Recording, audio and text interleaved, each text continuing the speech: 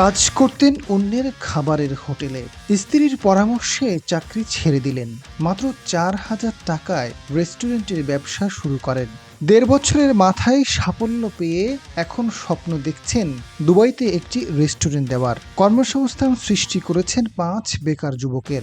বলছি নারিকেলি হাঁস নামে খাবারের হোটেলের মালিক শেফ মামুনের কথা। জীবিকার তাগিদে সুদূর নোয়াখালী থেকে পাড়ি জমান রাজধানী ঢাকায়। শেফ হিসেবে কাজ করেছেন বিভিন্ন খাবারের হোটেলে, তবে নিজের স্বপ্নকে লুকিয়ে রেখেছিলেন মনের মধ্যে। কাস্টমার চাই কি ভালো, যেখানে ভালো সেখানে আমার রান্না ভালো, কাস্টমার আমার এখানে আছে। আমি সোহাগিরি চাই সব সরাসরি লাইভ। আমরা এখানে রান্না করি, সবই কিন্তু কাস্টমারের সার্ভিস ভালো দিই। আমরা চাই কাস্টমারের সার্ভিস ভালো দিতে পারে। স্ত্রীকে সাথে নিয়ে মাত্র 4,000 টাকা পুঁজি দিয়ে রাজধানী দিয়াবাড়িতে একটি হোটেল দেন মামুন। মজাদার রান্নায় অল্প দিনের মধ্যেই জনপ্রিয় হয়ে ওঠে মামুনের নারিকেলি হাঁস নামে খাবারের হোটেল।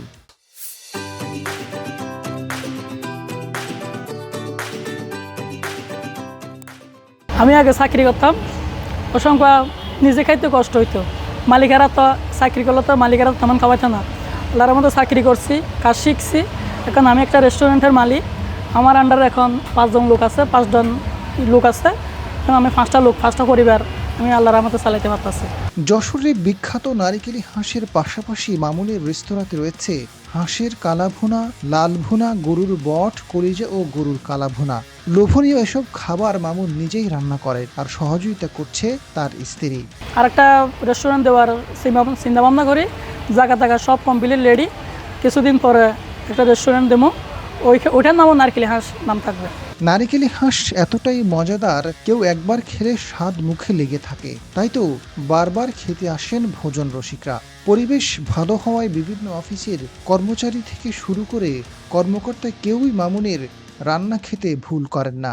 ঘুরতে আইসা নারিকেল হাঁস খাইলাম, এত স্বাদ, 2 দিন আগে খাইছি, আজও মুখে লাগে আছে। এইখানে আমরা নিয়মিতভাবে খাই এবং এখানকার খাবারটাও নারকেলি হাঁস যেটা, এটা অনেক সুস্বাদু খাবার এবং এই যে লাল ভুনা এবং কালো ভুনাটা অত্যাধিক সুন্দর।